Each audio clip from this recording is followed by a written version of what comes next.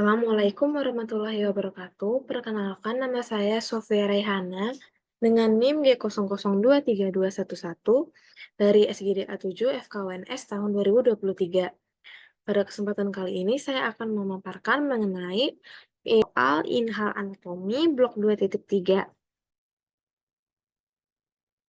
Nah, objektif yang akan kita bahas pada kesempatan kali ini adalah mengenai pons, medula oblongata, dan cerebellum. Nah, jadi di sini diberikan suatu kasus di mana poin permasalahannya itu adalah terjadinya gangguan keseimbangan, lalu ada sulit berjalan, lalu badannya bungkuk, dan tangannya bergetar kadang-kadang. Nah, selanjutnya saya akan menjelaskan kemungkinan penyebab dari kelainan yang dialami oleh pasien. Nah, jadi kemungkinan dari penyebab penderita mengalami kondisi tersebut adalah potensi dari Parkinson's disease atau penyakit Parkinson. Nah, jadi, gangguan pada ganglia basalis ini dapat menyebabkan gangguan berupa penyakit Parkinson. Nah, secara lebih jelasnya lagi, degenerasi sel penghasil dopamin di pars compacta substantia nigra akan menyebabkan kondisi ini. Nah, jadi pada penyakit Parkinson itu, seseorang itu akan kekurangan dopamin pada striatum yang mengakibatkan kurangnya atau terhambatnya pergerakan. Nah, jadi substansia nigra itu, struktur yang ini, yang warnanya kehitaman ini, dikenal sebagai nukleus hitam. Dan dia itu adalah struktur di mesosefalon atau otak tengah. Nah, seseorang itu dapat menderita penyakit Parkinson jika terjadi gangguan pada substansia nigra di bagian pars compacta dan juga pars reticularisnya. Nah, jadi fungsi utama substansia nigra ini itu adalah untuk menghasilkan neurotransmitter berupa dopamin yang berperan untuk kontrol motorik dan gerakan, lalu untuk fungsi eksekutif kognitif dan juga aktivitas limbik emosional. Hmm. Nah, secara klinis sindrom Parkinson ini dinyatakan dalam 3 gejala utama klasik. Yang pertama itu kekakuan yang dapat, yang dapat menimbulkan peningkatan dari tonus otot. Nah, selanjutnya itu ada getaran otot dan juga ada akinesia atau kurang gerak. Nah, jadi di sini bisa dilihat bahwa penyebab utama penyakit Parkinson itu adalah sintesis dopamin yang jauh berkurang, khususnya dalam substansi nigra. Berkurangnya dopamin ini mencetuskan timbulnya satu sindrom atau paralisis agitans, kelumpuhan gemetar yang ditandai oleh hipokinesis, rigor, dan tremor istirahat. Nah, selanjutnya, kita akan membahas mengenai struktur yang ada pada, permasalahan. Nah, yang pertama itu adalah pons. Nah, pons ini apa sih? Nah, pons itu adalah bagian tengah dari batang otak, tepatnya terletak di antara otak tengah dan medula oblongata. Nah, fungsi dari pons ini, dia adalah untuk persarafan pada bagian wajah, kepala, dan leher. Lalu dia juga berperan dalam fungsi penyehan, lalu pada gerakan mata, fungsi pendengaran, lalu, sistem pernapasan, lalu sistem keseimbangan, lalu juga transmisi jalur input sensorik utama atau naik, dan juga jalur keluaran motorik atau turun.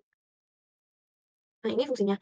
Jadi fungsi dari pons ini meliputi, penampungan beberapa inti saraf kranial yang mengontrol fungsi tubuh berikut, sehingga dia dapat, menjalankan beberapa fungsi sekaligus seperti, tadi sistem keseimbangan, lalu sistem persarafan di wajah dan leher. Nah, ini dikarenakan, adanya inti saraf kranial yang terdapat di dalam pons. Nah, jadi dia itu melalui saraf trigeminal atau, cranial nerves kelima. Nah, jadi cranial nerves kelima atau saraf trigeminal ini, yaitu persarafan motorik ke otot pemilihan, milohyoid, perut anterior digastrium, tensor veliparatini, dan tensor timpani, sehingga, dia meliputi fungsi pemilihan. Nah, selanjutnya dia juga berfungsi dalam sensasi umum dan juga rasa sakit. Nah, dia juga dapat mendeteksi suhu dari wajah dan proprioresepsi dari otot pengenalan serta otot wajah. Nah, selanjutnya itu dia juga melalui saraf abdusen atau cranial nerves keenam. Nah, cranial nerves keenam ini persarafan motoriknya ke otot rectus lateral. Nah, selanjutnya itu ada saraf wajah atau facialis. Nah, dia itu adalah cranial nerves yang ketujuh, yaitu persarafan motoriknya ke arah otot wajah, otot stapedius, lalu otot stylohyoid, dan juga perut bagian posterior digastrium. Nah, yang terakhir itu dia juga melalui saraf vestibulocochlear atau sel cranial nerves ke-8. Nah, sensasi vestibular dari saluran setengah lingkaran, utriculus dan sulcus yang terkait dengan posisi dan gerakan kepala dan juga dari organ korti merupakan, salah satu fungsi yang dibawa dari keterkaitan antara pons dengan saraf vestibulocochlear. Nah, selanjutnya ini juga pons mentransmisikan jalur menurun utama dari korteks serebral, saluran kortikospinal dan kortikobulbar. Nah, dia juga berfungsi sebagai penghubung antara otak kecil atau cerebellum ke korteks serebral. Pons juga membawa jalur naik utama dari sumsum tulang belakang yang menyampaikan rangsangan sensorik sehingga dapat diproses ke otak secara lebih lanjut sehingga dapat memberikan respon. Nah, selanjutnya, mmm, saya akan membahas mengenai anatomi dari pons. Nah, jadi di sini tuh bisa dilihat sisi ventral dari si pons itu dinamakan pars bacillaris pontis. Nah, ini pons itu bagian yang ini, yang diindikatorkan warna kuning. Nah, selanjutnya itu, ini adalah tampak pons dari bagian ventral atau lebih dikenal sebagai pars tegmentalis pontis. Nah, yang pertama itu pars bacillaris pontis. Nah, di sini tuh ada beberapa, struktur penting dan dia itu ada struktur yang menjadi tempat keluarnya nervi cranialis. Nah, yang pertama itu ada nervus olfactorius atau nervus 1. Nah, dia itu tempat keluarnya di bulbus olfactorius. Lalu nervus opticus atau nervus 2 itu tempat keluarnya pada chiasma opticum. Nah, chiasma opticum itu yang bagian ini, yang ini. Nah, bulbus olfactorius sama chiasma opticum ini dia itu pada bagian cerebellum yang ini, indikator warna kuning. Nah, selanjutnya itu ada nervus oculomotorius yang tempat keluarnya di fossa interpenduncularis. Nah, ini nervus oculomotoris yang ini. Nah, selanjutnya itu ada nervus trochlearis. Nah, nervus trochlearis ini dia akan keluar, dari caudal colliculus inferior. Nah, kedua nervus ini itu pada bagian mesencephalon. Nah, lalu, nervus trigeminus yang bagian ini dan juga nervus abducens yang bagian ini, itu dia ada pada bagian pons. Lebih tepatnya kalau trigeminus itu dia akan melalui brachium pontis dan abducens itu akan melalui sulcus bulbocontinus. Nah, selanjutnya, masih lanjutan yang tadi, lanjutan dari nervus cranialis dan tempat keluarnya. Selanjutnya adalah nervus facialis atau nervus 7. Dia akan keluar pada bagian angulus cerebelopontinus sama dengan nervus vestibulocochlearis yang juga keluar pada angulus cerebelopontinus. Nah, mereka ini ada di bagian pons. Lalu untuk nervus glossopharyngeus, nervus vagus, nervus accessorius, dan nervus hypoglossus itu memiliki tempat keluar yang sama, yaitu pada bagian sulcus posterolaterales yang ada pada bagian medula. Bagian ini mereka akan keluar di tempat yang sama, yaitu dari sulcus posterolaterales pada bagian medula. Selanjutnya itu adalah vaskularisasi dari pars basilaris pontis. Nah, di sini itu dia divaskularisasi oleh arteri basilaris ponti. Nah, arteri basilaris ponti itu ada pada bagian yang ini. Nah, selanjutnya ke pons yang bagian ventral. Nah, dia itu namanya pars basilaris pontis.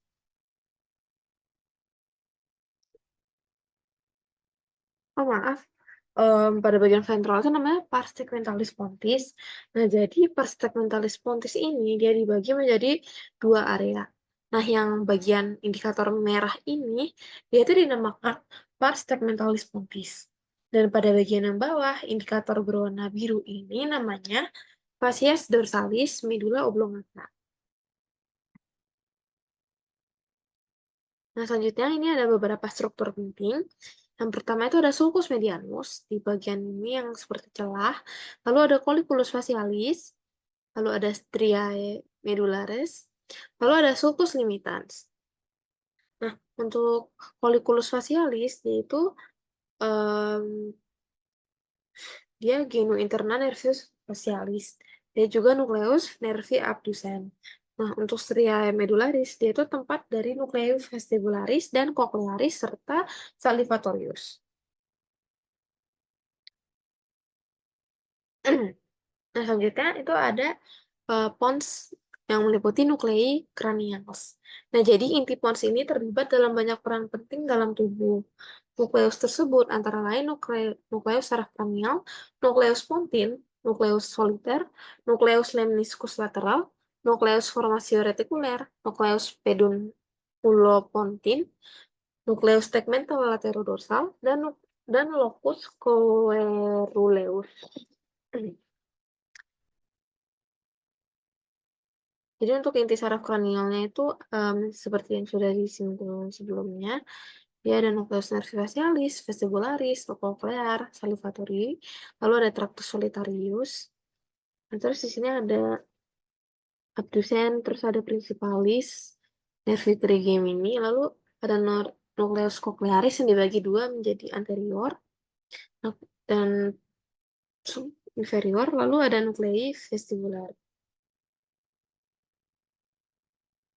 Nah, selanjutnya ke bagian medulla oblongata. Nah, jadi medulla oblongata ini merupakan suatu struktur berupa terminal batang otak. Untuk letaknya, dia itu di fossa cranial posterior. Lebih tepatnya itu di bawah tentorium cerebellum. Bagian kaudal dari medulla ini akan berlanjut ke sumsum tulang belakang di bagian inferior, tepat di atas titik asal pasangan pertama saraf servikal. Nah, jadi mielencephalon ini dibagi dua menjadi eksternal dan internal. Ini pada bagian ventral. Jadi dia itu ada beberapa struktur. Nah, strukturnya itu ada oliva, piramis, sulcus ventrolateral, fissura mediana anterior, dan decussatio pyramidum. Nah, oliva ini dia itu suatu struktur yang berupa penonjolan yang dikarenakan adanya pendesakan dari nukleus olivarius yang inferior. Lalu piramis itu dia merupakan suatu penonjolan yang timbul karena adanya desakan dari tractus piramis atau corticus finalis. Nah, lalu yang struktur seperti celah ini namanya adalah visura mediana anterior. Nah, lalu di sini ada decussatio pyramidum. Decussatio pyramidum ini pemisah merupakan titik di mana terjadinya pemisahan dari tractus pyramidum. Untuk sulcus ventrolateral itu dilewati oleh nucleus nervi vagus. Nah, selanjutnya itu ada cranial nerves appear atau jalur keluarnya nervus cranial pada bagian medula oblongata. Nah, jadi di sini tuh ada nervus glossopharyngeal. Yang ini, lalu dia juga ada nervus vagus, terus ada nervus accessorius, dan juga ada nervus hypoglossus yang ini. Nah, jadi nervus hypoglossus ini akan keluar dari medula melalui sulcus anterolateral.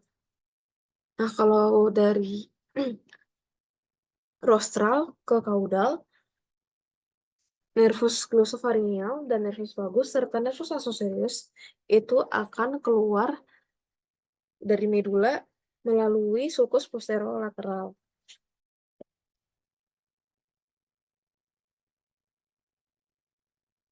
Nah, selanjutnya ini adalah pars dorsal.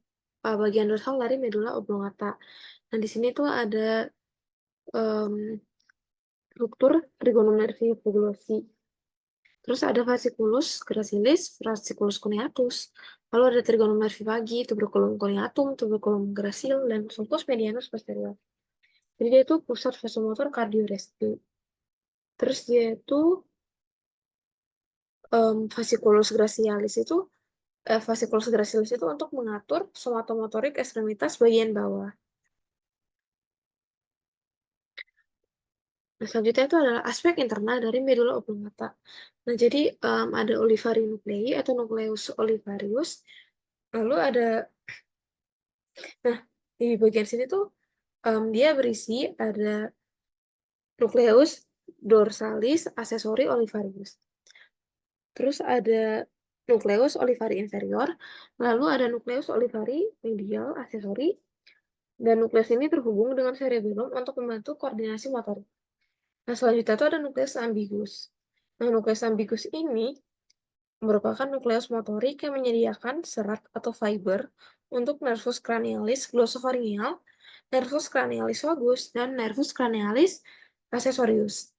Nah, selanjutnya itu ada nukleus tractus solitarius. Nah, dia itu ada nervus 7 atau nervus facialis, lalu ada nervus 9, dan juga ada nervus 10 atau nervus vagus. Nah, kemudian nukleus dorsalis nervus vagus. Ini adalah inti motorik visceral yang memberikan persarafan parasimpatis ke otot polos, saluran pencernaan, paru-paru, dan seluruh organ dalam perut dan dada. Lalu ada nukleus nervus hipoglossus. Dia adalah inti motorik yang menimbulkan saraf kranial hipoglossus dan memberikan persarafan untuk semua otot intrinsik dan ekstrinsik lidah, kecuali otot palatoglossus. Nah, selanjutnya saya akan membahas mengenai cerebellum. Cerebellum atau otak kecil. Nah, jadi lokasi dari cerebellum ini ada di fossa cranial posterior. Lalu dia itu ada lobus. Lobusnya itu ada anterior, posterior, dan flocculonodular. Nah, cerebellum ini terbagi menjadi 3. Ada archie cerebellum, paleocerebellum, dan neocerebellum. Nah, selanjutnya ini ada embriologi dari cerebellum. Nah, jadi cerebellum ini berasal dari bagian dorsolateral laminaris yang membengkok ke posteromedial yang membentuk labium romencephaly. Kemudian, struktur yang awalnya terpisah satu sama lain ini akan bersatu membentuk transverse cerebellar plate, kayak suatu lempengan gitu. Kemudian, pada usia 3 bulan, akan terbentuk primordia cerebellum yang berbentuk dumbbell di bagian tengah calon vermis yang akan membentuk hemisferium. Nah, pada usia 4 bulan terbentuk visura yang pertama. Nah, visura itu adalah visura posterolateralis. Nah, selanjutnya ini ada pembagian dari cerebellum. Nah, jadi di sini ada arsi cerebellum, paleocerebellum, dan neocerebellum. Nah, arsi cerebellum ini dia itu fungsinya untuk mempertahankan orientasi dalam ruangan, lalu juga untuk menerima impuls rotasi dari labirin, lalu dia juga berperan dalam stimulasi terhadap suhu, lalu untuk paleocerebellum dia tuh fungsinya untuk mengendalikan otot-otot gravitasi, lalu neocerebellum itu fungsinya untuk menghentikan gerakan di bawah kendali, seperti gerakan pengawasan atau penghentian, dan juga gerakan halus tangan. Nah, mungkin sekian dari saya. Assalamualaikum warahmatullahi wabarakatuh.